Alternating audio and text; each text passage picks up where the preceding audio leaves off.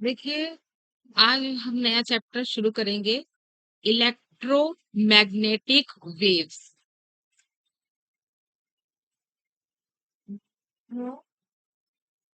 Magnetic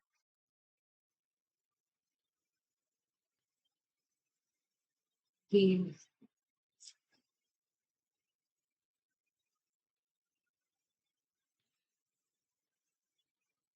अगर इस board पे बहुत अच्छा सा समझ तो आ रहा होगा लिखा हुआ, ठीक है।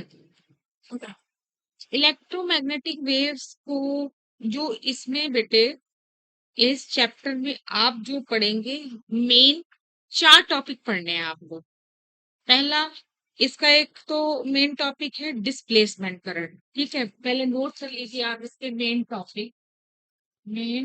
टॉपिक्स इसके क्या है। फर्स्ट है आपका डिस्प्लेसमेंट करंट।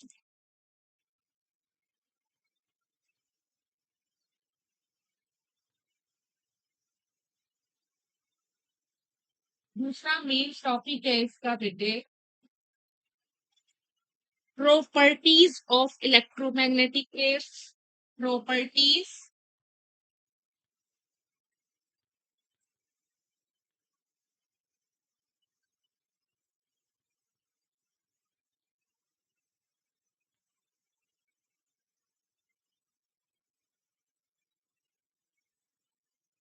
ठीक है। तीसरा है मेन इसका टॉपिक बेटा आपका एनर्जी डेंसिटी।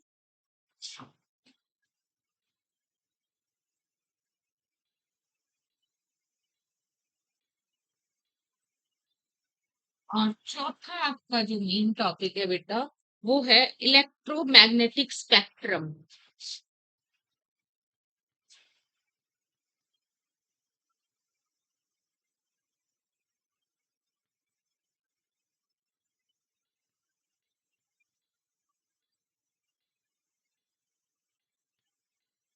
ये 4 मेन टॉपिक्स हम इस चैप्टर में पढ़ना है। नोट कर लिए चारों। तो फर्स्ट टॉपिक उठाएंगे हम डिस्प्लेसमेंट करंट, ठीक है। देखो बेटे, इलेक्ट्रोमैग्नेटिक ये वेव्स होती है विद्युत चुंबकीय तरंगे। इलेक्ट्रोमैग्नेटिक विद्युत चुंबकीय तरंगे। और ये डिस्प्लेसमेंट करंट होता है विस्थापन धारा।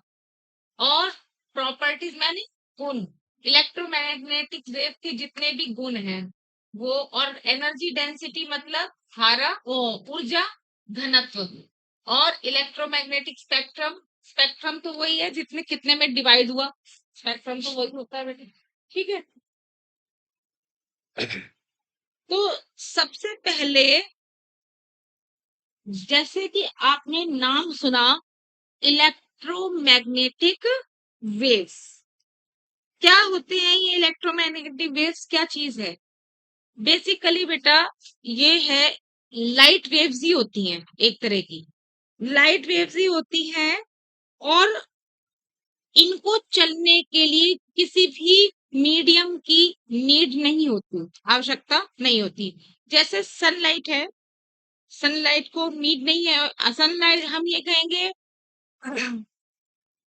देखिए, जिन किरणों को, जिन वेव्स को चलने के लिए मीडियम की आवश्यकता नहीं होती वो कहलाती है नॉन मैकेनिकल वेव। क्या कहलाती है। तो ये जब मैंने आपको बताया कि इलेक्ट्रोमैग्नेटिक वेव को चलने के लिए किसी भी माध्यम की आवश्यकता नहीं है, तो ये कैसी वेव हो गई, नॉन मैकेनिकल वेव। तो हम यही लिखेंगे इसकी बेसिकली इंट्रोडक्शन में, क्या कहेंगे कि electromagnetic waves are light waves. लिखिए लाइट, ये हो गया बेटे, ये हटा रही हूं मैं। अब लिखिए आप introduction of electromagnetic waves. Introduction,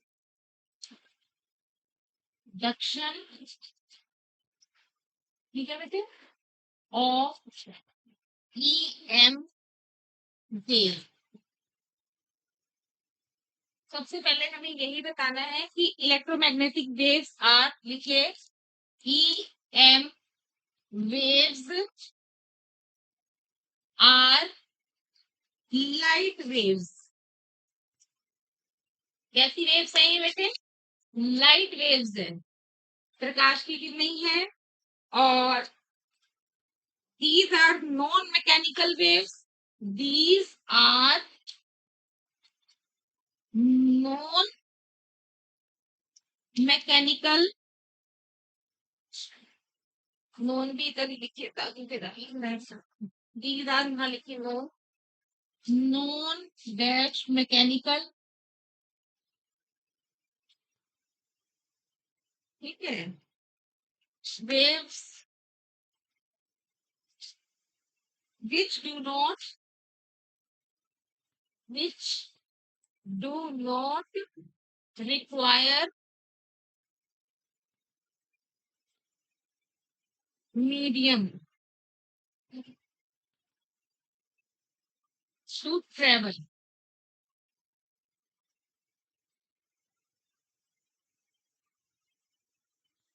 अब समझ गए बात? मैंने क्या कहा कि जो इलेक्ट्रोमैग्नेटिक वेव्स हैं वो बेसिकली लाइट वेव्स ही हैं, जिनको चलने के लिए किसी माध्यम की आवश्यकता नहीं होती, और जिन्हें माध्यम में चलने की आवश्यकता नहीं है माध्यम की, that is called non mechanical waves. तो हमारी इलेक्ट्रोमैग्नेटिक वेव्स कैसी हो गई? Non mechanical waves. ठीक है, ये इसका इंट्रोडक्शन हो गया बेटे। अब आप आ जाइए डिस्प्लेसमेंट करंट। इसके लिए अब हम पढ़ेंगे, ये इसे लिख लिया, इसे हटा रही हूं मैं। उसके बाद आइए आप, आपने लिखा था बेटे? चलो कोई नहीं, आप बाद में देख, वैसे तो समझ, जो मैंने बोला सुन लिया आपने अभी। उसके बाद आइए आप कंसेप्ट।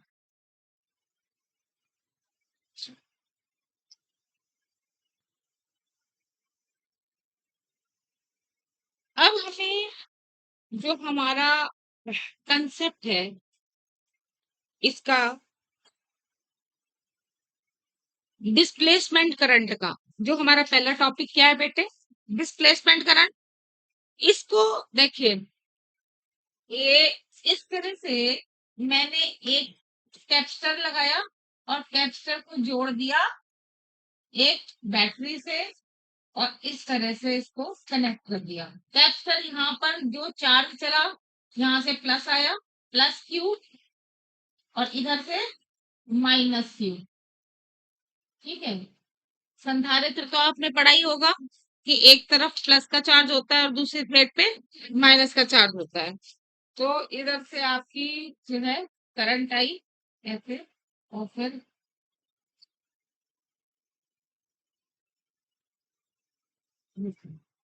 ये भी नहीं सकते। इसका जो कंसेप्ट है, मैक्सवेल एक साइंटिस्ट हुए हैं।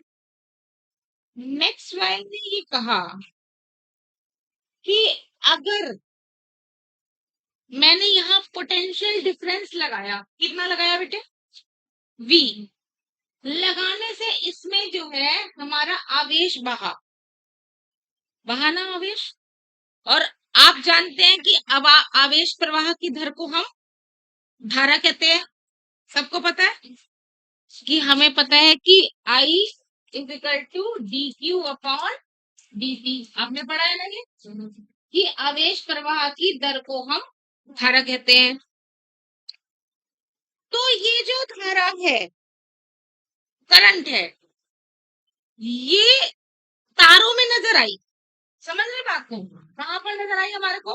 इसमें आई। ठीक है, आई आई आई आई।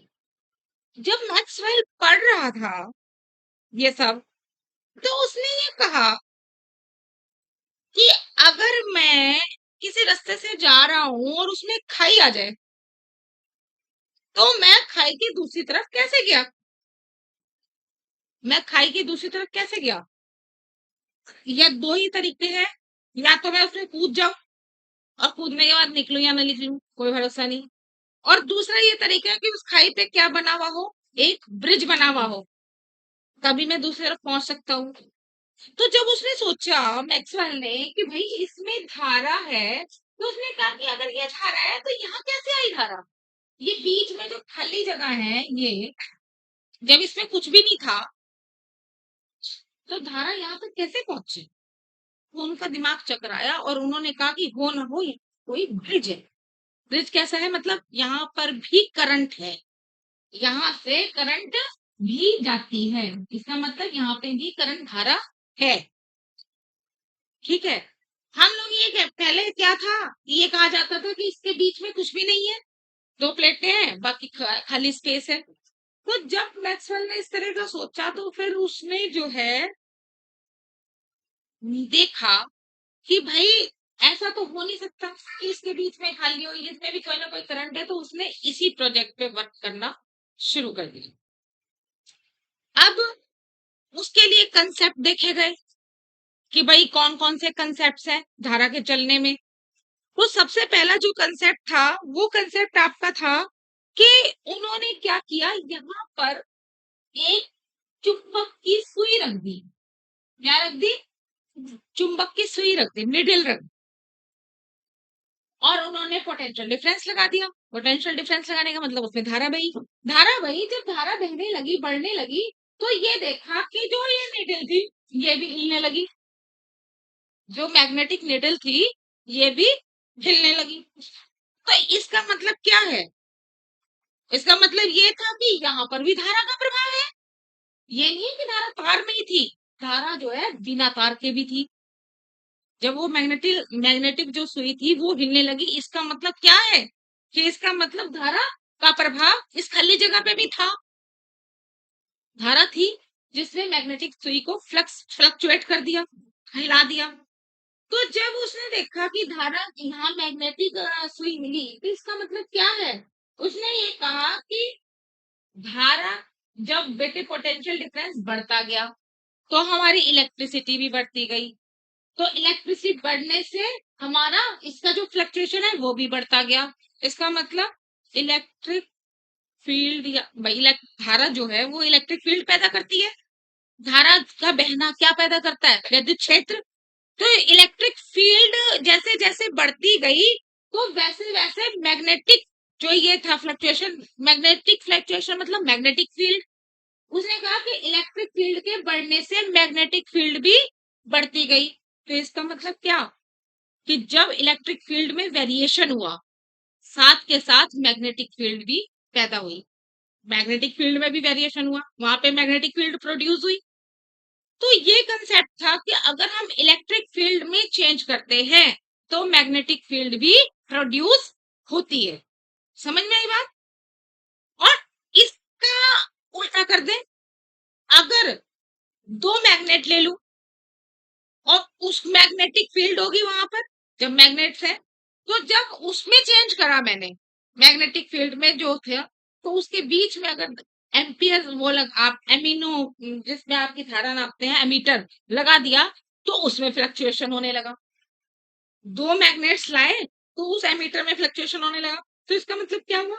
जैसे मैग्नेटिक फील्ड में वेरिएशन हुआ, इलेक्ट्रिक फील्ड भी प्रोड्यूस होने लगी। समझ में आ गई बात? दोनों एक दूसरे के कंट्रोवर्सी है। इलेक्ट्रिक फील्ड के चेंज होने से मैग्नेटिक फील्ड प्रोड्यूस हुई, चेंज हुई। और ठीक इसी तरह से मैग्नेटिक फील्ड के बढ़ने से या वेरिएशन से इलेक्ट्रिक फील्ड में वेरिएशन हुआ या प्रोड्यूस हुई। क्लियर ये कंसेप्ट? तो ये इसी कंसेप्ट के चलते उन्होंने लिखा द चेंजिंग ऑफ, लिखे द चेंजिंग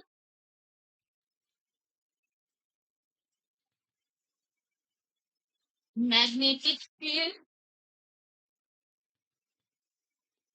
मैग्नेटिक फील्ड देखो, एक और बात है, जैसे इधर से मान लीजिए ये तीन चार्ज गए इधर से, समझ रहे हो बात? तो जो ये रेखाएं हैं आपकी, ये आवेश की जो रेखाएं हैं, यही क्या कहलाता है? आपका फ्लक्स।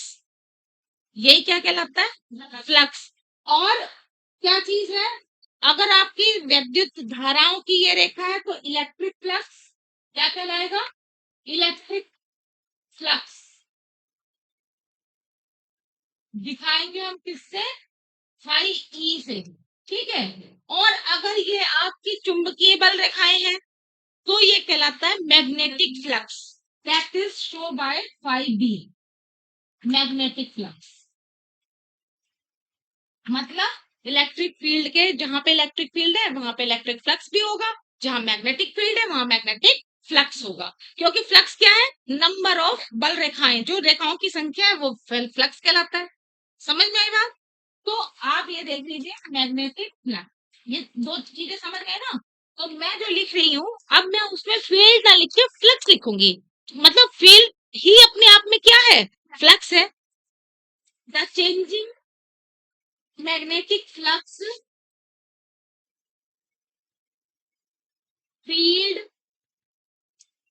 चाहे फील्ड कह लीजिए, produces electric field.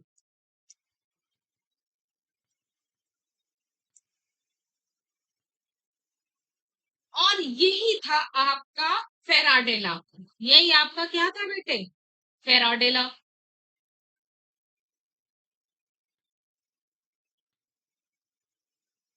EMI electromagnetic intensity, Faraday law of EMI। ठीक है। और फिर लिखिए since nature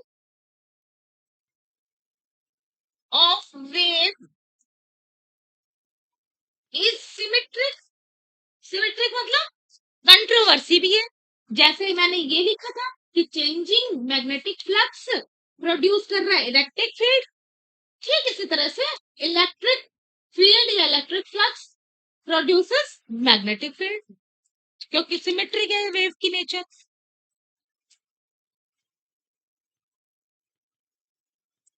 since nature of wave is symmetric so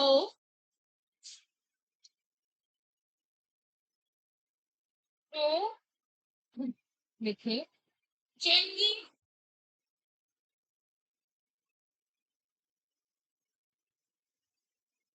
of electric flux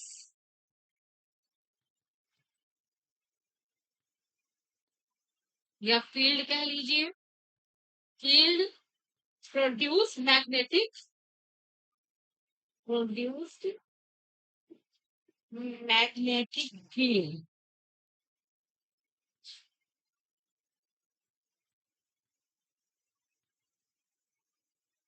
ठीक है बेटे। तो इस तरह से अगर मैंने इसको लिखा तो ये आया आपका E electric field is equal to minus d phi B upon d t. क्या मतलब हुआ इसका? कि जहां पे मैग्नेटिक फ्लक्स चेंज हो रहा है with respect to time t, वहां पर क्या है? Electric field. जहां पर मैग्नेटिक फ्लक्स चेंज हुआ वहां पे हमारी क्या प्रोड्यूस हुई? Electric field. और जस्ट इसके अपोजिट जहां पर इलेक्ट्रिक फ्लक्स होगा चेंज वहां पर क्या प्रोड्यूस होगी? Magnetic field. देखिए अब इसी तरह से ये था आपका, हमें पता है यहाँ पर लिख लीजिए इन इलेक्ट्रोस्टैटिक्स, इलेक्ट्रो, ये लिखिए बेटे सारा, मैं इसे हटा दूं सबको? यहाँ से हटा रही हूँ मैं। यहाँ तक नोट कर लिया बेटे?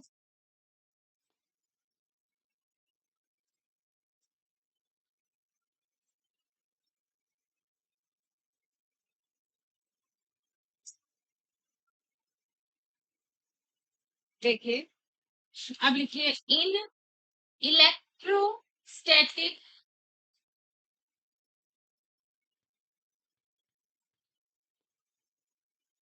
इलेक्ट्रोस्टैटिक्स में क्या होता है?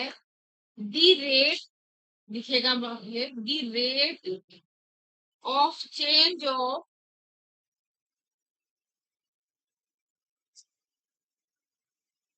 Potential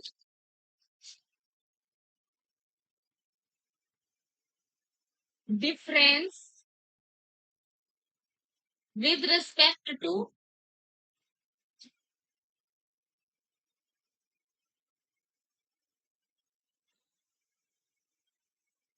distance, with respect to distance is called electric field.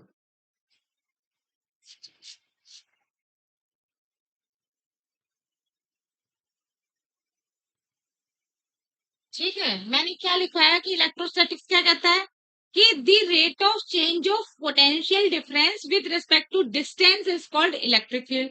इसका मतलब इलेक्ट्रिक फील्ड अगर ई है और rate of change of potential difference, यानी पोटेंशियल डिफरेंस क्या था मेरा वी, और rate of change of dv upon dt, नहीं, विद रिस्पेक्ट टू डिस्टेंस। मैंने क्या कहा है, with respect to distance, it means d r. यही तो बोला है मैंने कहा है कि अगर ये है तो इलेक्ट्रिक फील्ड होती है E is equal to dv upon d r. और अगर मैं इसको लिखूं तो ये ऐसे लिखा जाएगा बेटे, ये हो जाएगा डीवी आपकी E डॉट डी आर। अगर इसको मैं सभी को वेक्टर फॉर्म्स में लिख लूं तो इस तरह लिखा जाएगा, और उसके बाद में इसका इंटीग्रेशन कर दूं। इसका इंटीग्रेशन कर दिया मैंने डीवी का, इधर देख लीजिए E, इसका इंटीग्रेशन कर दिया मैंने। ये अगर मैं डी आर को रिप्लेस कर दूं इसकी स्मॉल लेंथ डी एल से, तो ये हो जाएगा ई डॉट डी एल। समझ में आई बात? अब ये देखिए बेटे कि ये भी क्या था हमारा, इलेक्ट्रिक फील्ड ही तो थी। ये क्या चीज है, इलेक्ट्रिक फील्ड है। तो जो मेरा पहला वाला नियम था, पहला क्या था, electric field is equal to minus d phi b upon d t. तो इस इलेक्ट्रिक फील्ड की जगह मैं इस इलेक्ट्रिक फील्ड का क्या कर सकती हूँ, यूज कर सकती हूँ। ठीक है, इसको मैंने इस ई की जगह ये रखा। देखिए बेटा, ये रखा मैंने आपका, इसे आप एनक्लोज ले लीजिए। इसका क्या मतलब होता है बेटा, what do you mean by this? अगर इंटीग्रेशन में मैंने ऐसे क्लोज लगाया तो इसका मतलब जो इंटीग्रेशन है वो किसी क्लोज्ड पाथ का है। समझ में आई बात? ये पाथ देखिए, ये ऐसा पाथ है ओपन, लेकिन अगर मैं इसी पाथ को इसको जोड़ दूं इससे, तो ये कैसा पाथ हो जाएगा, क्लोज्ड पाथ। तो अगर हमारा इंटीग्रेशन लिया क्लोज पाथ के लिए तो इस तरह से लिया, e dot d l is equal to minus d phi b upon d t. समझ में आई बात बेटे? ये है इसका मेन कंसेप्ट कि ई डॉट डी एल जो है आपका बराबर होगा minus d phi b upon d t. अब आपको मैडम ये कैसे हुआ मेन कंसेप्ट, ये रिलेशन आ गया आपका बेटे इलेक्ट्रिक फील्ड और मैग्नेटिक फील्ड में बोथ। देखो बेटे, ये है आपकी इलेक्ट्रिक फील्ड और फाइव बी क्या है, ये मैग्नेटिक, फाइव बी ये मैग्नेटिक फील्ड। समझ रहे? तो एक के बदलने से दूसरा भी बदलेगा और इसके बदलने से ये भी बदलेगा। समझ नहीं बात? इसके वेरिएशन से इसमें वेरिएशन होगा और इसके वेरिएशन से इसमें वेरिएशन होगा। तो यही तो कहा था मैक्सवेल ने कि अगर मैं इलेक्ट्रिक फील्ड बदलती हूँ तो मैग्नेटिक फील्ड भी पैदा होती है, और अगर मैं मैग्नेटिक फील्ड बदलती हूँ तो इलेक्ट्रिक फील्ड भी पैदा होती है, प्रोड्यूस होती है। यही तो कहा था। तो ये देखिए, अब आप इसे कहेंगे this is new form of Faraday law. जो ये फेराडे लॉ था, जो अब ये क्या हो गया, ये नया फॉर्म हो गया फेराडे लॉ का। लिख लीजिए, this is new form of Faraday law. एक और बात बता दूं कि मैक्सवेल ने अपने आप कुछ नहीं किया, उसने जो और वैज्ञानिकों ने इलेक्ट्रोमैग्नेटिक फील्ड में बड़ी मेहनत से जिन्होंने काम किया और रिजल्ट्स निकाले, बस उनके रिजल्ट्स को एक सीक्वेंस में लगाया। समझ में आ रही बात? मैक्सवेल ने क्या काम किया था, अपनी मेहनत उनकी वो नहीं थी कि उन्होंने दूसरों, जैसे फेराडे का लॉ था, उन्हें क्या लगा दिया एक सीक्वेंस में। उसने जितने भी साइंटिस्टों ने इलेक्ट्रोमैग्नेटिक के क्षेत्र में जितना भी वर्क किया उनको एक क्रम से लगा दिया, एक क्रमिक रूप दे दिया वो, और साथ में अपना नाम जोड़ दिया। समझ में आई बात? उसने अपना नाम जोड़ दिया साथ में। जैसे एम्पियर लॉ है, तो एम्पियर लॉ में उसने थोड़ा सा मॉडिफिकेशन कर दिया, उसने कह दिया मैक्सवेल एम्पियर्स लॉ। अगर डिस्प्लेसमेंट करंट था तो उसमें जो डिस्प्ले थोड़ा सा मॉडिफिकेशन किया, उसमें मैक्सवेल डिस्प्लेसमेंट करंट कर दिया। समझ में आई बात? उसने दूसरे विज्ञान, ये नहीं है कि दूसरे का नाम हटाया, ये भी नहीं है, उसने दूसरे वैज्ञानिकों का नाम भी नहीं हटाया, लेकिन उन्हीं के साथ अपना नाम भी चस्पा कर दिया कि मेरा काम हो गया ये। समझ में आई बात? भाई जैसे किसी ने पूरी व्हाइट वॉश कर दी, ठीक है, पूरी व्हाइट वॉश कर दी, मेहनत तो उसी ने करी।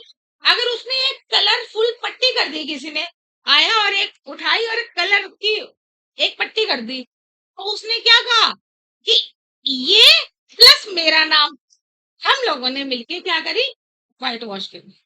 मैक्सवेल ने ये काम किया चालाकी से। फिर करने वालों ने सारी मेहनत करी और इसने अपना थोड़ा सा मॉडिफिकेशन किया और अपना नाम साथ में जोड़ दिया। तो ये स्थिति थी। अब आगे देखेंगे हम। तो अब आप समझ में आ गया बेटे, दोनों के चेंज होने से देखो जो चेंजिंग है इलेक्ट्रिक और मैग्नेटिक फील्ड दोनों में, तो ये दोनों के दोनों एक दूसरे पे डिपेंड करते हैं। अब आप एक लाइन लिखिए मेन, ये हटा दो बेटे,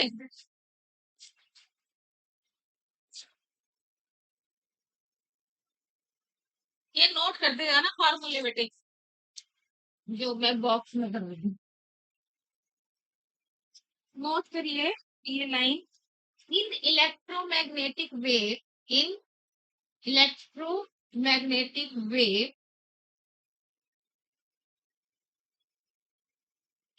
changing electric and magnetic field, changing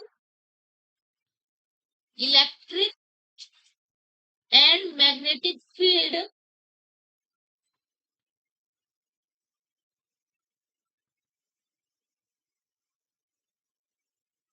produce each other, produce each other।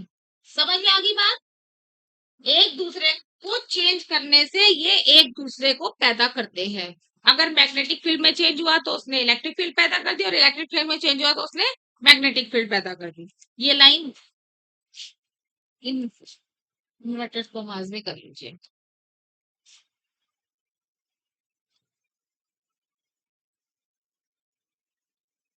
अब आपका ये बताना है मुझे मेन चीज, कि जब इसमें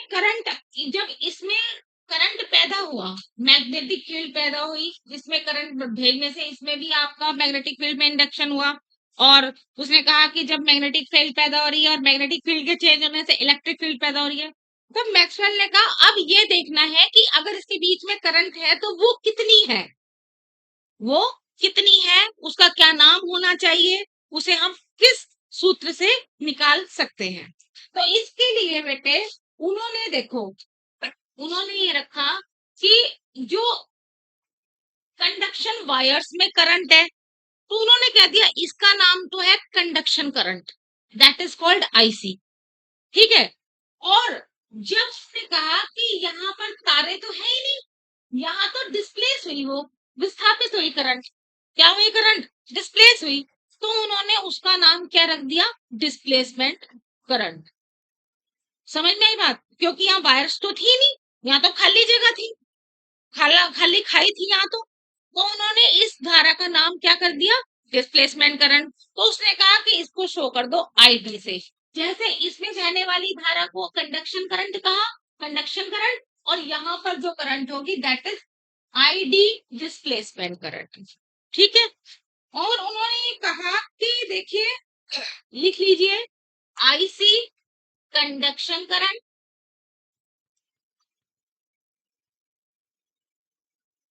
आईडी डिस्प्लेसमेंट करंट, चाहे डिस्प्लेसमेंट कह दीजिए चाहे मैक्सवेल डिस्प्लेसमेंट कह दीजिए बेटा, डिस्प्लेसमेंट करंट। कई किताबों में मैक्सवेल डिस्प्लेसमेंट करंट के नाम से दिया रहता है और कई किताबों में केवल displacement current, that is ID. ठीक है।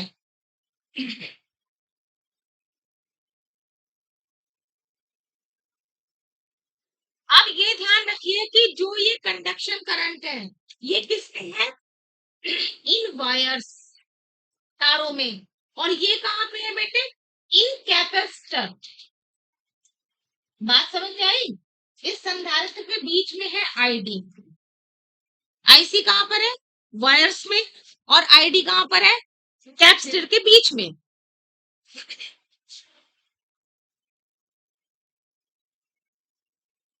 अब आता है आपका कंटिन्यूटी इक्वेशन। कंटिन्यूटी इक्वेशन ये क्या चीज है? उन्होंने ये कहा कि जितना मैंने कंडक्शन करंट बढ़ाया उतना ही उसमें जो डिस्प्लेसमेंट करंट बढ़ा, और जितना मैंने घटाया उतना ही इसमें डिस्प्लेसमेंट घटा। तो इसका मतलब आईसी बराबर है आईडी के। यही है principal of continuity. Continuity equation या प्रिंसिपल ऑफ कंटिन्यूटी कह लीजिए। आईसी बराबर आईडी, ब्रैकेट में कर लीजिए इसको। कंटिन्यूटी इक्वेशन कह दीजिए या फिर और principal of continuity. Principal of continuity.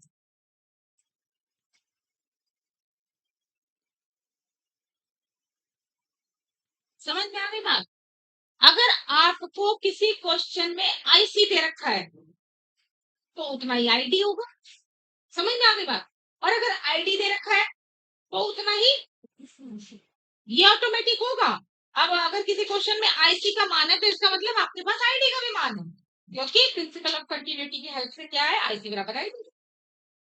Clear? तो देखिए,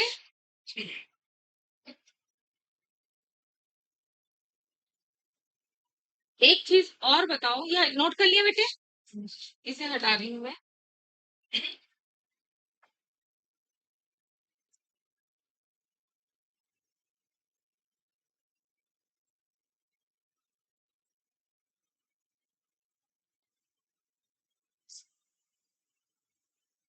आप जानते हैं electric field e is equal to sigma upon epsilon naught. पढ़ा है आपने?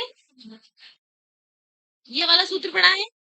और जो ये एप्सिलॉन है ये क्या है? Charge by area. ये क्या होता है? That is charge by area. ठीक है। और इसकी जो सूत्र है वो क्या होता है? Q upon A, charge by area. यही तो बताया मैंने। Sigma is charge by area, Q upon A. और अब इस फॉर्मूले में अगर मैंने इसका ये मान रख दिया तो क्या हो गया बेटे? Q upon epsilon naught into A. ये हो गया। अब आप ये देखिए कि जो आपका फ्लक्स है वो कितना होता है? इलेक्ट्रिक फ्लक्स आपने पढ़ा है, ई डॉट ए पढ़ा है। क्या होता है? Phi is equal to e dot a, सूत्र है। अब ये देख लीजिए कि आपने इलेक्ट्रिक फ्लक्स लिख लीजिए, आप यहाँ पे लिखिए इलेक्ट्रिक फ्लक्स। इलेक्ट्रिक फ्लक्स जो होता है वो होता है इलेक्ट्रिक फील्ड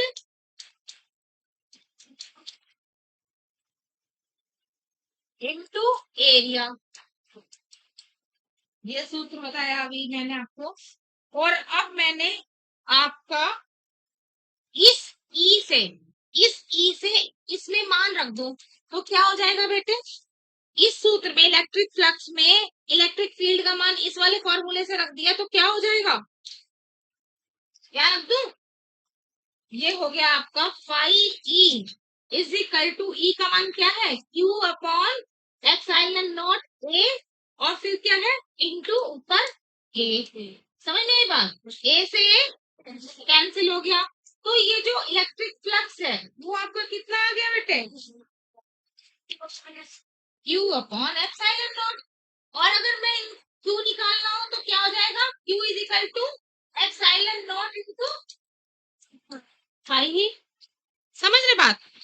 और धारा क्या होती है? सबसे पहले बताया था आवेश के प्रवाह की दर को धारा कहते हैं। अगर मैं इसे कर दूं D q upon d t तो इधर भी करना पड़ेगा डी बाई डी टी, इधर कर दूं डी बाई डी टी, इधर भी करना पड़ेगा डी बाई डी टी। ये तो आपका कांस्टेंट है एप्सिलॉन नॉट, तो क्या आ जाएगा वो d phi upon d t. समझ में आई बात? दोनों और का डिफरेंशिएट कर दो तो धारा निकल जाएगी। कितना नोट कर लो बेटे।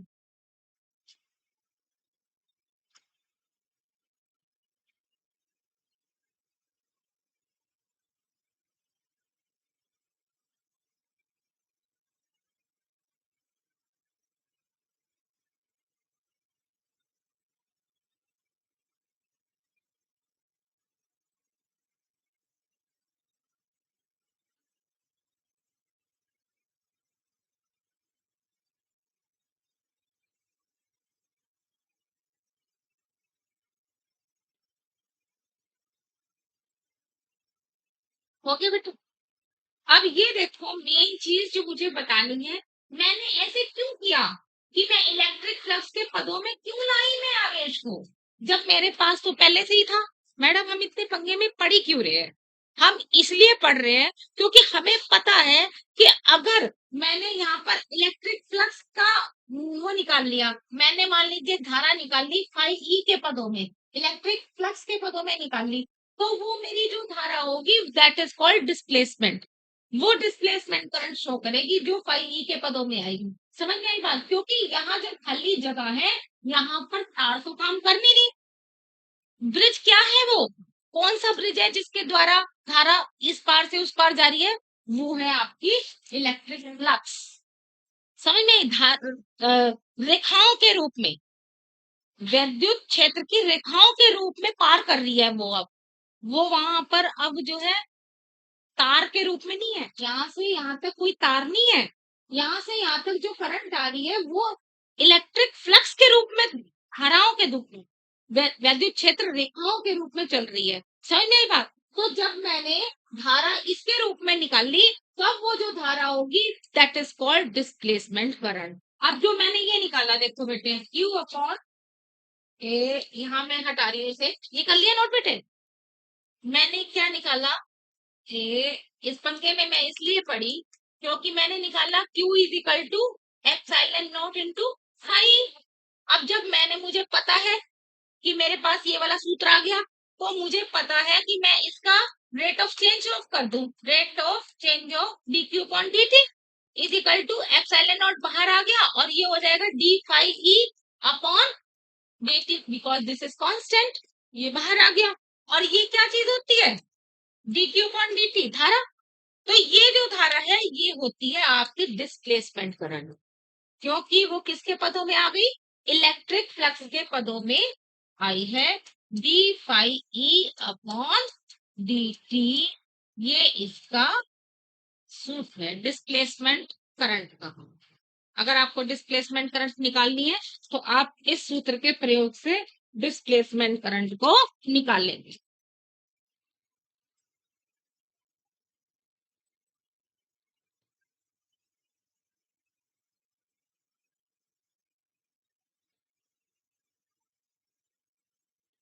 सिर्फ इसके धारा को इसके पदों में लिखने की वजह से सब इस पंगे में पड़ना पड़ा, क्योंकि उस खाली जगह पर केवल फाई ई ही काम करेगा या फाई एम काम करेगा। मतलब या तो चुंबकीय बल रेखाएं काम करेंगी या वैद्युत क्षेत्र बल रेखाएं काम करेंगी। समझ में आई बात?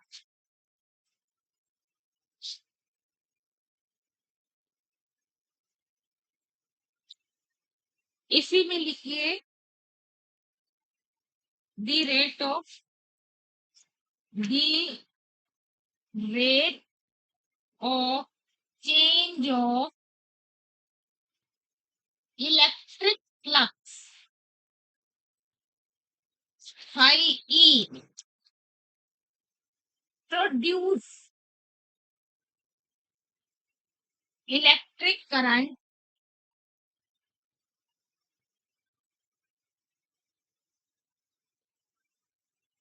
ID,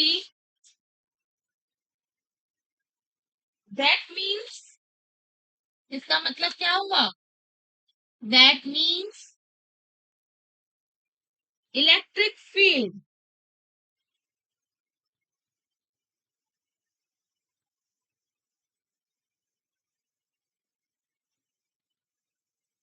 आप समझ में आ गई ना बात? उसने क्या कहा कि इलेक्ट्रिक फ्लक्स के कारण इलेक्ट्रिक करंट आईडी पैदा हो रही है, और आईडी का मतलब क्या, अब इलेक्ट्रिक फील्ड पैदा हो रही है।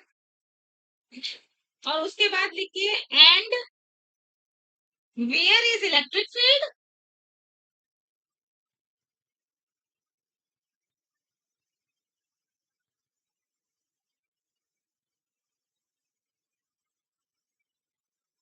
then there is magnetic field.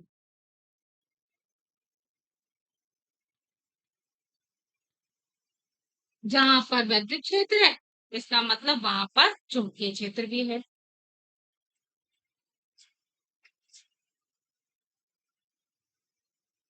It means changing of electric flux, ये नोट करने वाली लाइन है, बहुत इंपॉर्टेंट। इट मीन्स, इसका मतलब changing of electric flux produced magnetic field, produced magnetic field.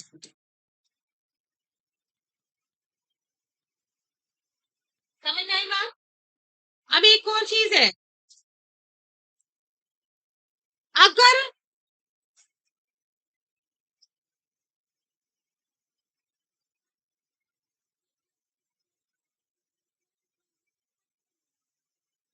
It means changing of electric flux produced magnetic field. वही तो हो गया, इलेक्ट्रिक फील्ड है, उसने क्या पैदा कर दी, मैग्नेटिक फील्ड। और जहां मैग्नेटिक फील्ड है वहीं मैग्नेटिक फ्लक्स है।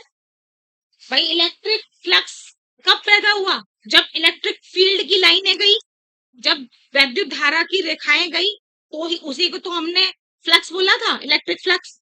और जब उसने कहा कि इलेक्ट्रिक फ्लक्स चेंज हो रहा है, तो उसमें वहां क्या हो रही है, मैग्नेटिक फील्ड पैदा हो रही है। और जब मैग्नेटिक फील्ड पैदा हो रही है, तो जितनी रेखाएं मैग्नेटिक फील्ड की होंगी उसे ही मैग्नेटिक फ्लक्स कहेंगे। समझ में आई बात? आप लेट हो गए बेटे।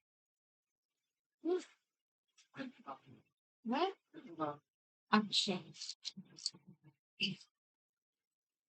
थोड़ा जल्दी आने की प्रयास करो। ठीक है बेटे, समझ में आ गई बात, क्लियर हुई बात? जो मेन चीज मैं ये कह रही थी बेटे, अगर मैंने इसमें एक खास चीज रखी है, चेंजिंग ऑफ इलेक्ट्रिक फ्लक्स।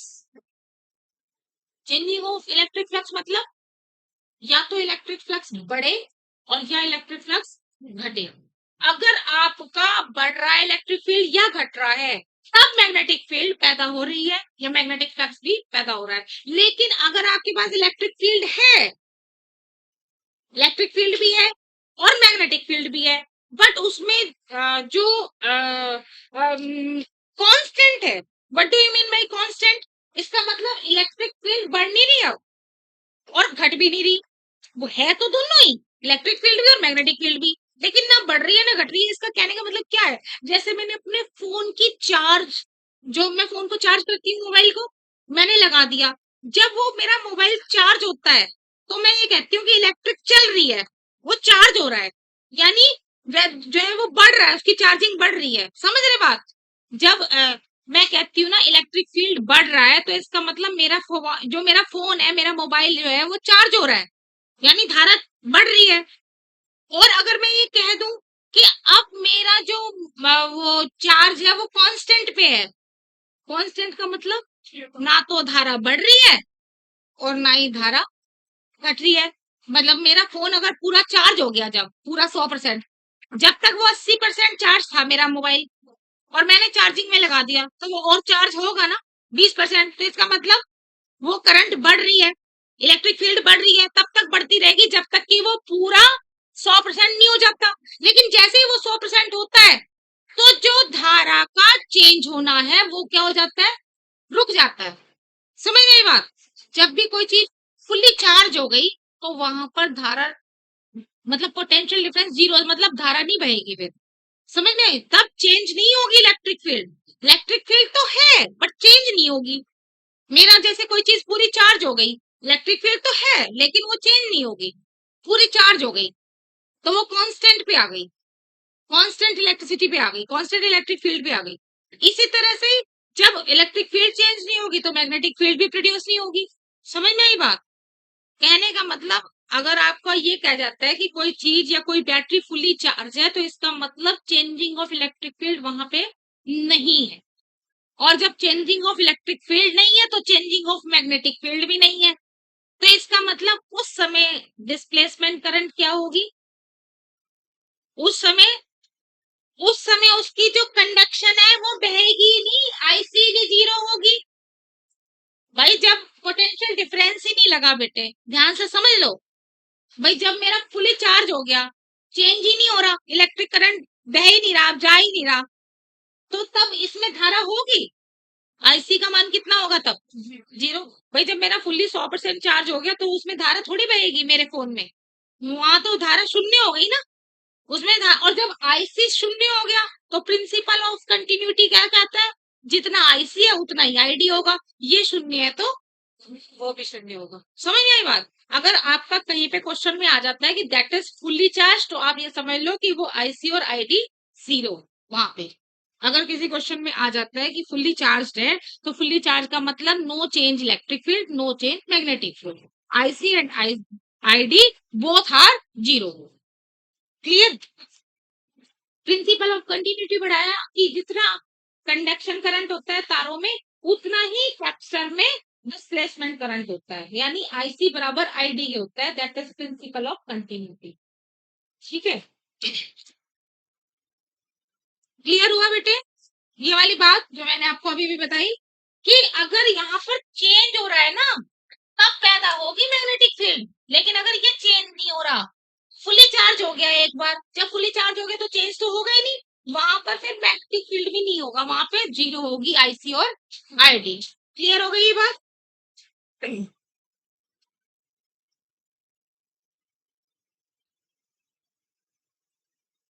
एक और चीज इसे ही एक दूसरे पदों में लिख लीजिए बेटा, ये यहाँ तक हो गया बेटे, ये लिख लिया आईडी यहाँ तक। अब इसी को आगे लिख लीजिए। हम जानते हैं क्या, अभी मैंने बताया आपको कि फाई ई इक्वल टू कितना होता है, इलेक्ट्रिक फ्लक्स कितना होता है, ई इंटू ए। अब मैं इस फाई ई की जगह पे ई डॉट ए लिख दूं यहाँ पे, तो क्या हो जाएगा बेटे ये epsilon not D E dot A upon d T.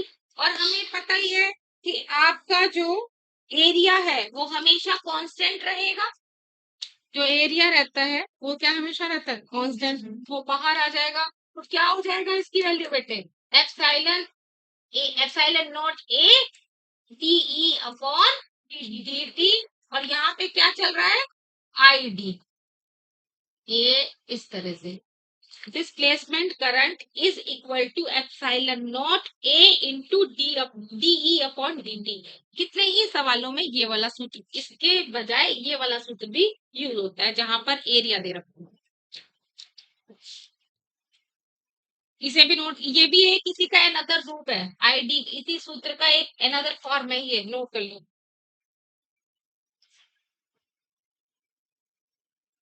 ठीक है, और एक सी आपको पता है, हो गया बेटे, ये हटा दो लिखा हुआ पोर्शन, ये नोट कर लिया।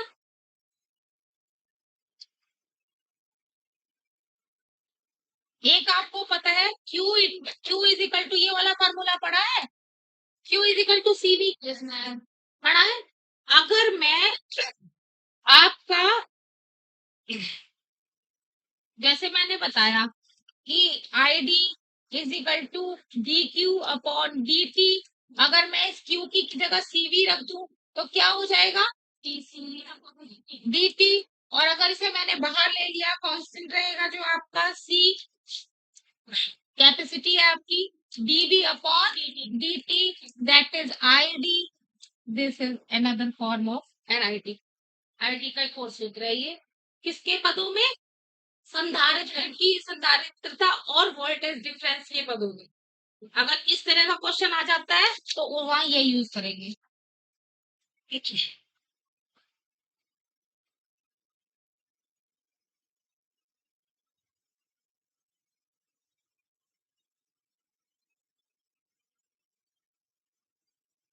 ये लिख लीजिए जो मैंने अभी आपको बताया, आईडी एग्जिस्ट, तभी तक वो एग्जिस्ट करेगी, ओनली टिल,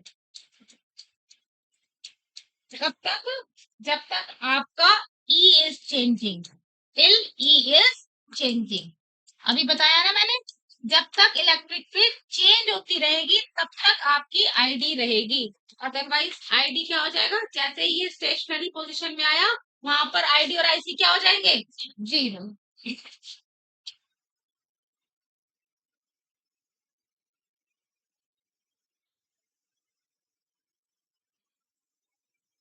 हो गया बेटे, क्लियर। इसे सब बिल्कुल हटा रही हूँ मैं। अब दूसरी चीज लेके शुरू करनी है मैंने। ये सारे इसके सूत्र ध्यान से नोट कर लेना, क्वेश्चन कराऊंगी तो उसमें ही जरूरत है। देखिए बेटे,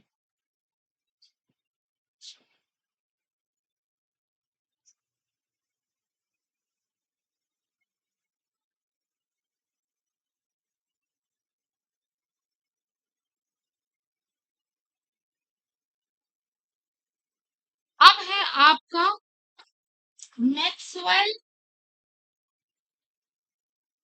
एम्पियर्स लॉ।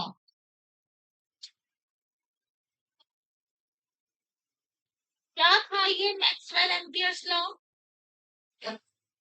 जो एम्पियर का लॉ था उसमें मैक्सवेल ने अपना एक मॉडिफिकेशन कर दिया, तो उसी का ही नाम रख दिया उसने मैक्सवेल एम्पियर लॉ। बड़ा चालाक था मैक्सवेल।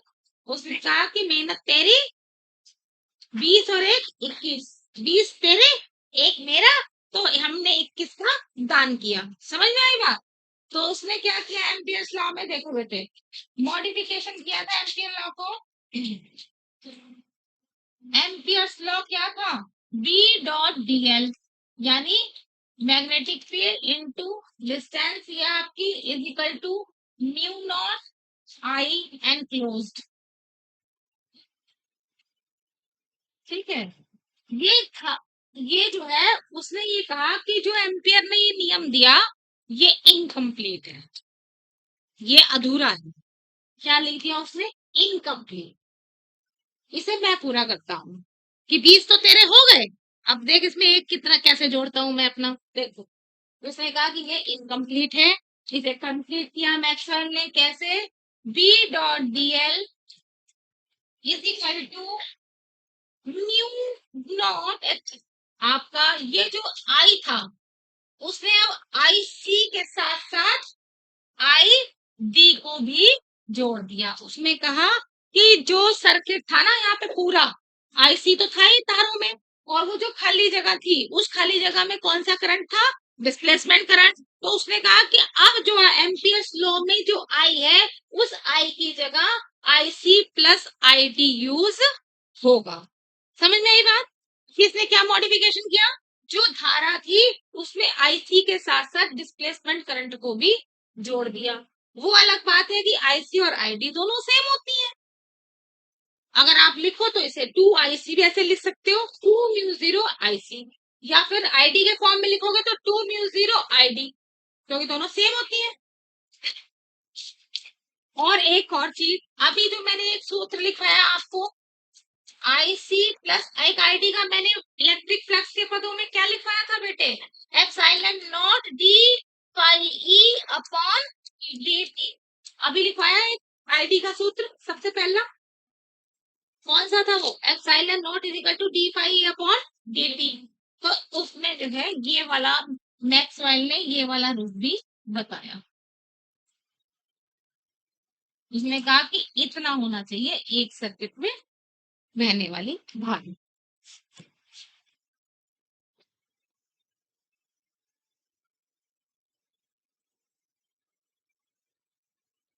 अब उसने इसके साथ दो कंडीशंस लगाई। पहली पहली कंडीशन, इन कंडक्टिंग वायर्स, देखिए बेटे, उसने ये कहा था कि जो कंडक्टिंग वायर्स है उसमें केवल आईसी होगा और आईडी क्या होगा, जीरो। भाई जैसे यहाँ पर इस तरह से मैंने बनाया था वो भी सर्किट,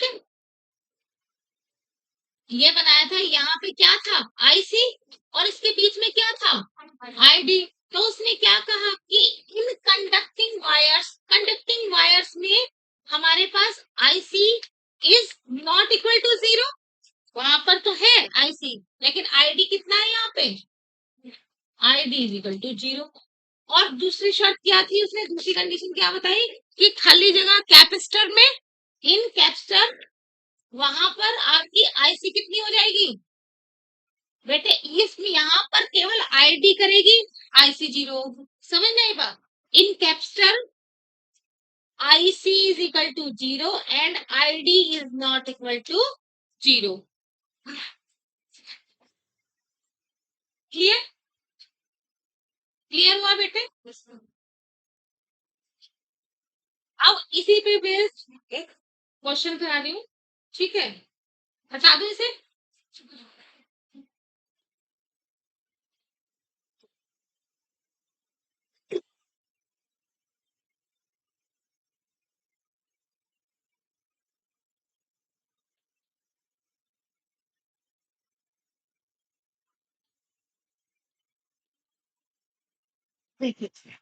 हटा दो।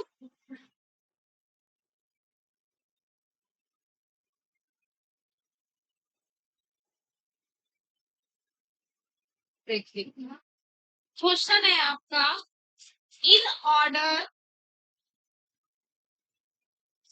To establish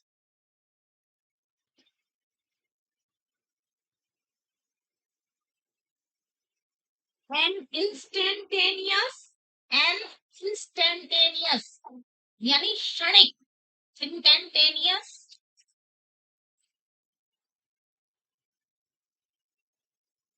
instantaneous displacement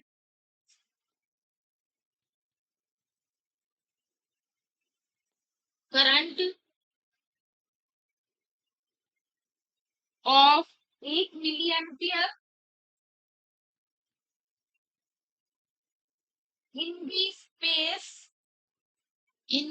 space between the plates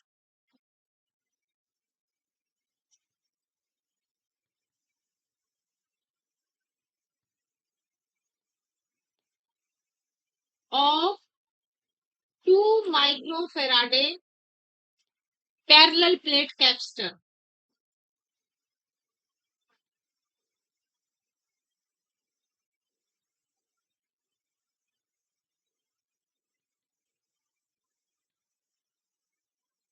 The potential difference need the potential difference need to apply is, options बता रही हूँ, बताएंगे। पहला है 100 वोल्टेज पर सेकंड, दूसरा 200 वोल्टेज पर सेकंड, तीसरा है 300 वोल्टेज पर सेकंड और चौथा है 500 वोल्टेज पर सेकंड। ठीक है, बी ऑप्शन, सी ऑप्शन और ये डी ऑप्शन। देखो बेटे ध्यान से क्वेश्चन में देखिए क्या क्या दिया हुआ है।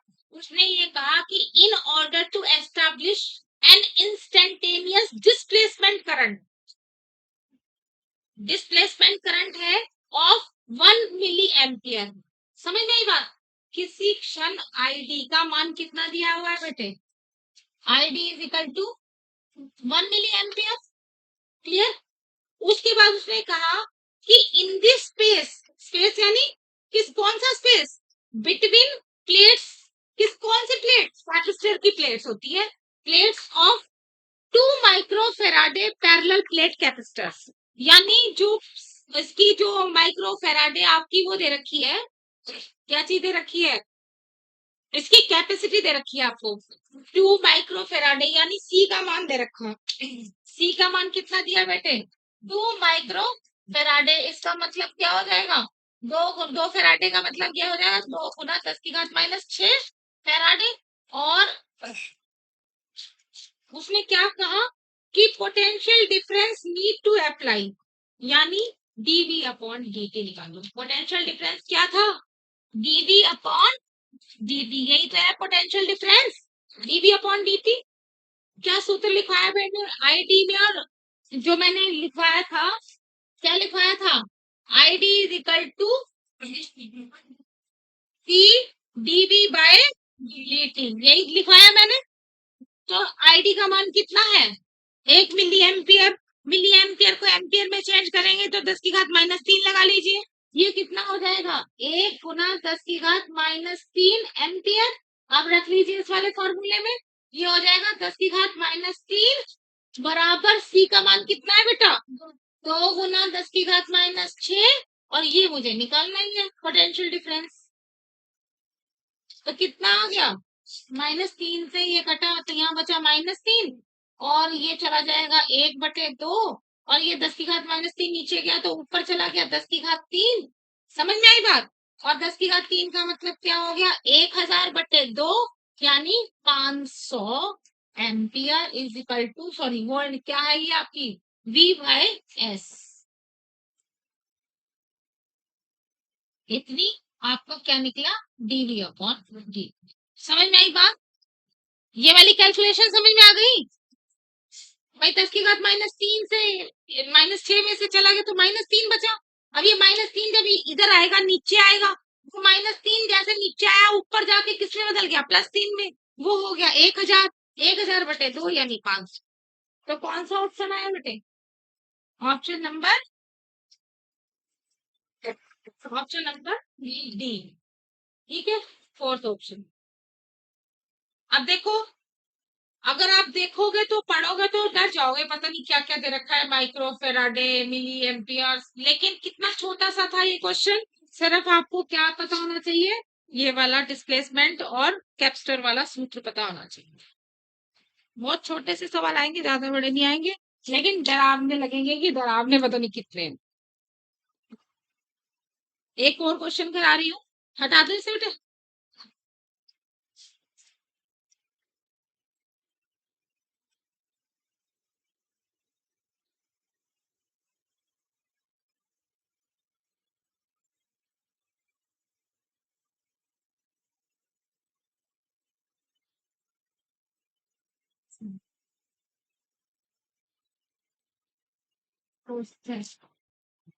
एक पैरेलल एक capacitor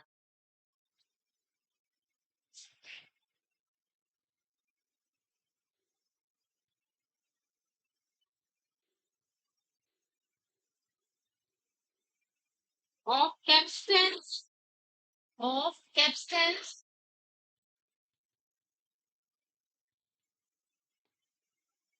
of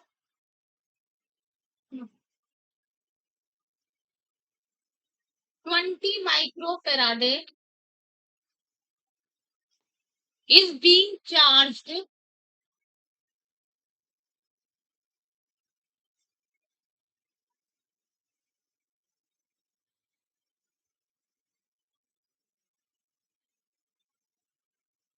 by a voltage source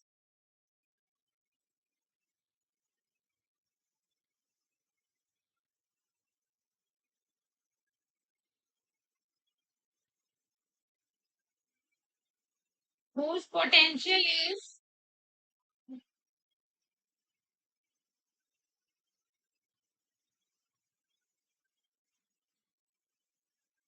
is changing the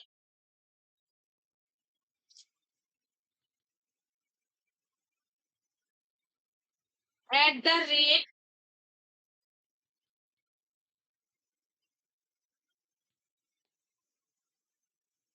of 3 volt per second.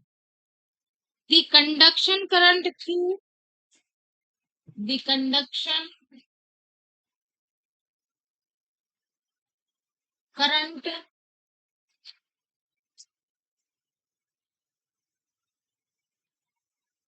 through the connecting wires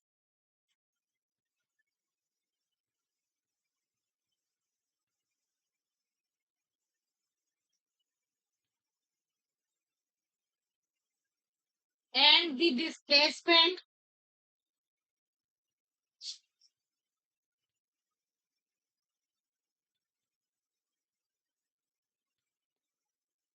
current displacement current through the plates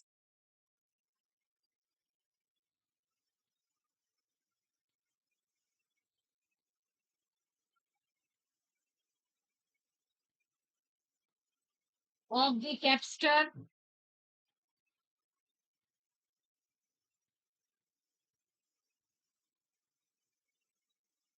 would be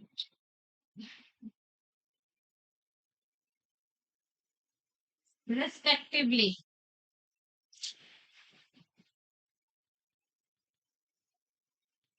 देखिए ऑप्शन से रिव्यू बेटे। पहला है 60 माइक्रो एम्पियर। इसमें देखो अब तुम्हें अपनी बुद्धि लगानी है, अपनी बुद्धि लगाओ फटाफट कि मैंने क्या पूछा है और क्या क्या हो सकता है। इसमें तुम ही बताओ मुझे, आंसर तुम ही दोगे। दूसरा ऑप्शन है 60 माइक्रो एम्पियर और 0। फिर तीसरा है 0,0 और फिर है डी ऑप्शन है 0,60 माइक्रो एम्पियर। बताओ। इस सवाल का उत्तर देने के लिए मुझे पेन का डॉट तक लगाने की जरूरत नहीं है, एक डॉट भी। पढ़ेंगे सवाल बहुत अच्छे से और आपको एकदम समझ में आ जाए। क्या लिखा है? A parallel plate capacitor of capacitance of 20 microfarad is being charged by a voltage source whose potential is changing at the rate of 3 volts per second। ठीक है। the conduction current यानी IC, what is the conduction current?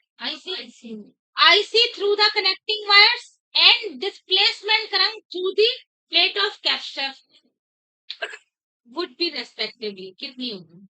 उसने कहा कि बताओ ऐसे जो ये सब कुछ दे रखा है आईडी और आईसी कितनी होंगी? बताओ, लगाओ दिमाग का एक जनरल सा सूत्र वो लगाओ, दिमाग जनरल सूत्र वो लगाओ। ये मत सोचो कि किसकी वैल्यू दे रखी है क्या दे रखी है, ये सोचो कि उसने क्या निकलवाया है। उसने हमसे पूछा है कि इस वाले जो इस तरह का जो आपका कनेक्शन वायर है जिसमें ये दे रखा है उसमें आईसी और आईडी कितनी होगी? तो ना जल्दी बताओ। और एक और वर्ड ध्यान रखना, एक शब्द ये देखो, ये इस वर्ड को ध्यान रखे और आपका उत्तर निकल जाएगा। कैसे? हाँ ध्यान तो बिल्कुल दिया लेकिन पूरा नहीं दिया। उसमें क्या लिखा है? whose potential is changing, यानी पोटेंशियल बढ़ रहा है, चेंजिंग हो रहा है। अगर चेंजिंग ना होता तो क्या होता? 0,0। बट इज चेंजिंग, बढ़ रहा है, तो कुछ ना कुछ आईसी और आईडी तो जरूर होगी। और हमें पता है कि आईसी और आईडी कितनी होती है? दोनों बराबर होती है। Principle of equation. तो फर्स्ट समझ में आई बात? हमें पता है कि ये भी नहीं हो सकता क्योंकि दोनों बराबर नहीं है। ये इसलिए नहीं हो सकता क्योंकि पोटेंशियल डिफरेंस क्या हो रहा है? चेंज हो रहा है। तो वो तो अभी 0,0 तब होता है जब वो स्टेशनरी हो जाए। तो समझ में आई बात? और जब वो चेंज हो रहा है तो वो कितना होगा? आईसी और आईडी 60-60, जाहिर सी बात है।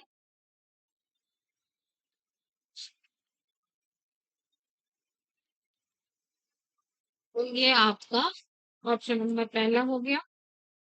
और अगर वैसे आप इसे कर भी ले तो अगर आप करना चाहें तो आप सूत्र से भी कर लीजिए। सूत्र से कैसे करेंगे? सी का मान दिया है 20 माइक्रोफेराडे, ठीक है। और पोटेंशियल डिफरेंस कितना दिया है बेटे? ये कितना दिया है रेट ऑफ ये changing rate of potential difference कितना है 3 dV अपॉन dt कितना दिया है 3V अपॉन पर सेकेंड। उसने क्या पूछा है IC और ID। क्या होता है ये सूत्र अभी तो बताया था पिछला सवाल। ID इज इक्वल टू बाहर क्या आया था C dV upon dt। T कितना है अगर मैं 20 ही रखूं चेंज ना करूं 20 और dV अपॉन dt कितना है 3। तो कितना आ गया 20 दिया 60 और उत्तर जो है किसमें आएगा अब क्योंकि मैंने माइक्रो को चेंज ही नहीं किया तो उत्तर भी माइक्रो में आएगा। हमारे उत्तर किसमें पूछ रखे हैं माइक्रो में तो मैं चेंज क्यों करूं फिर सीधा माइक्रो में ही आ गया। ये हो गया आपका 60 माइक्रो एम्पियर। और जब आईडी आया इतना तो हमें पता ही है कि आईडी बराबर आईसी इसलिए वो भी कितना हो गया 60 माइक्रो एम्पियर। फॉर्मूले से करेंगे तो ऐसे कर लीजिए और नहीं तो अगर आपकी कॉमन सेंस को लेकर पहले क्वेश्चन को जब पढ़ रहे हैं कॉमन सेंस भी जाग रही है कि हमारा इस क्षेत्र से रिलेटेड है तो बिना डॉट लगाए भी आंसर।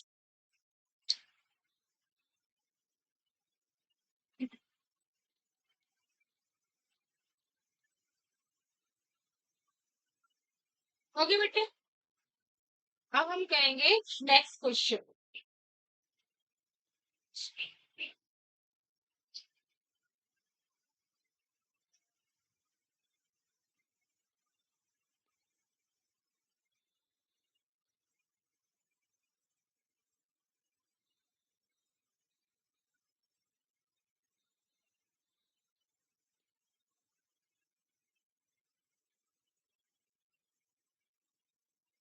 क्या है दी voltage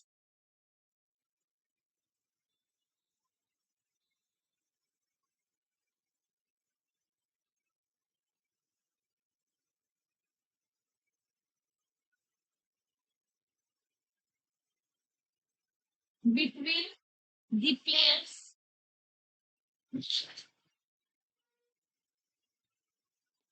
of a parallel plate capacitor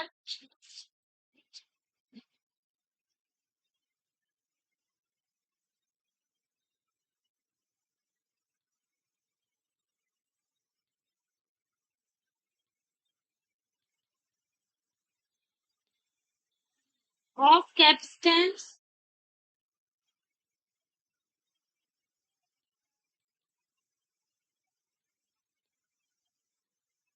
one microfarad is changing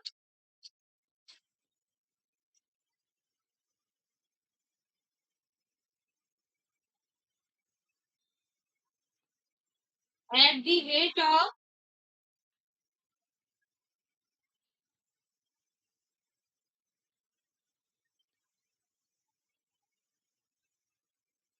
5 voltage per second. What is this potential difference? What is the displacement current? बताइए बेटे कितना होगा उत्तर अब करिए आंसर बताइए।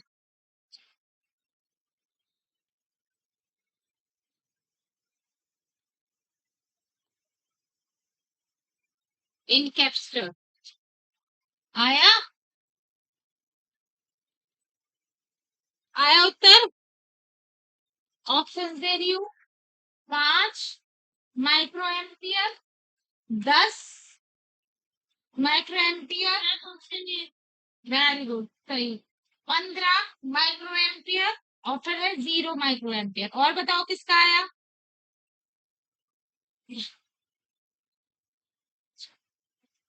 हम्म होगा का मतलब क्या है निकालो।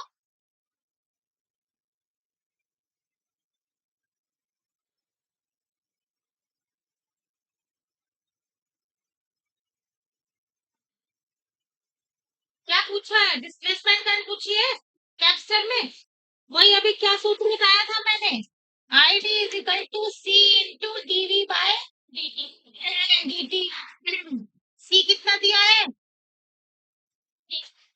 कितना दिया है 1 माइक्रोफेराडे गुना डीवी अपॉन dt कितनी दी है 5, तो आंसर आ गया 5 माइक्रो एम्पीयर।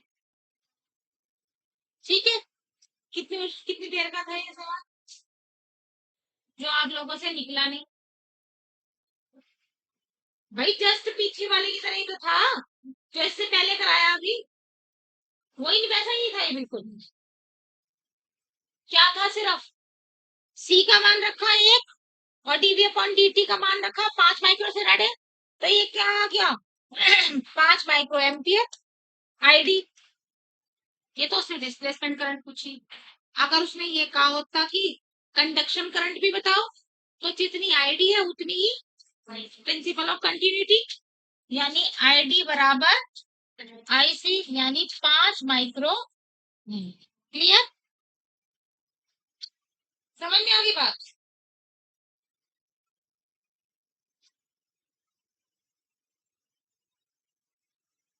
समझ में आई? उतनी देर का नहीं था और आप लोगों से जो चीजें आप सब लोग फटाफट करके बताओगे, एक या दो लड़कों ने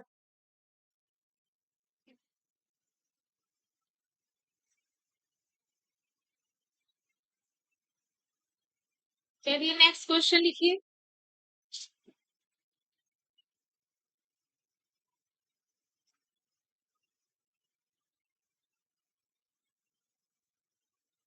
थोड़ा सा बेटे ये देखना पड़ता है कि मैडम क्या चीज पढ़ा रही है, उसमें क्या दे रखा है, मुझे क्या निकालना है। अभी मैडम ने जो सूत्र पढ़ाया उससे रिलेटेड ही करा रही होगी मैडम। क्वेश्चन देखिए next. A capsule has been charged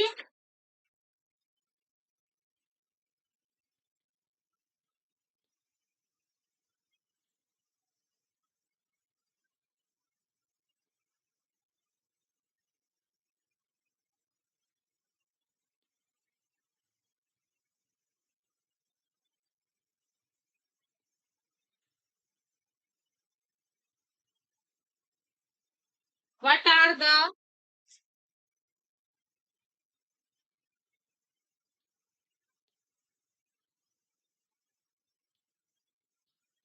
magnitude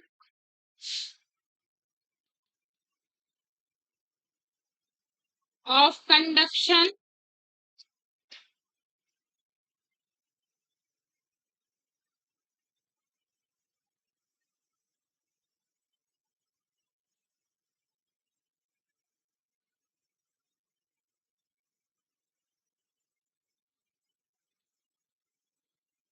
conduction and displacement current?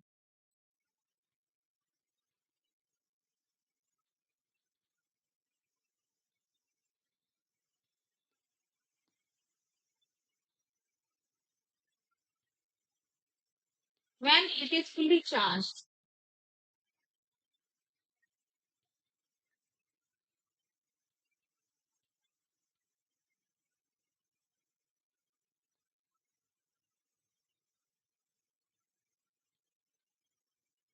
Option लिख लियो।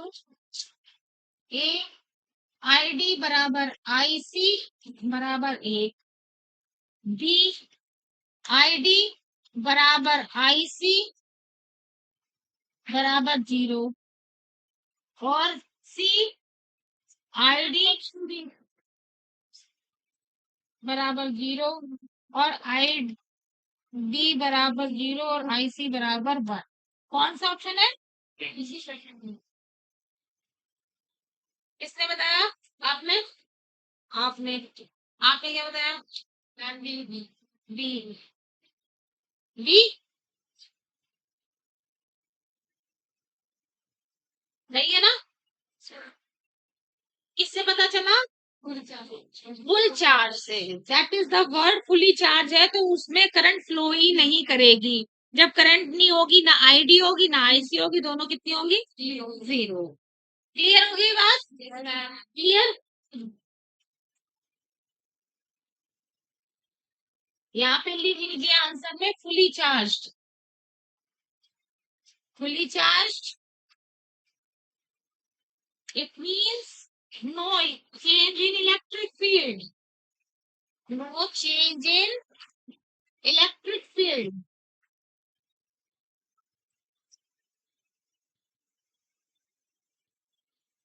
So ID is equal to 0 and IC is equal to 0.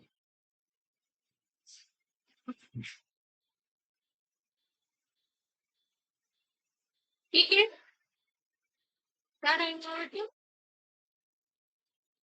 मस्त।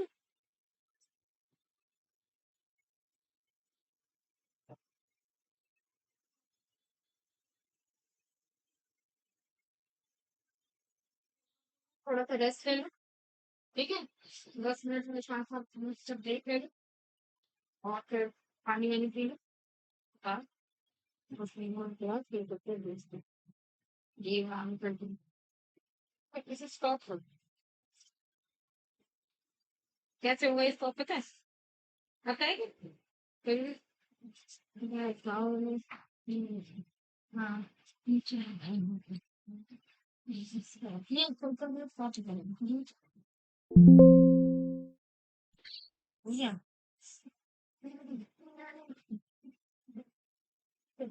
या भैया भी मिला लेंगे स्टॉप कर आता है कितना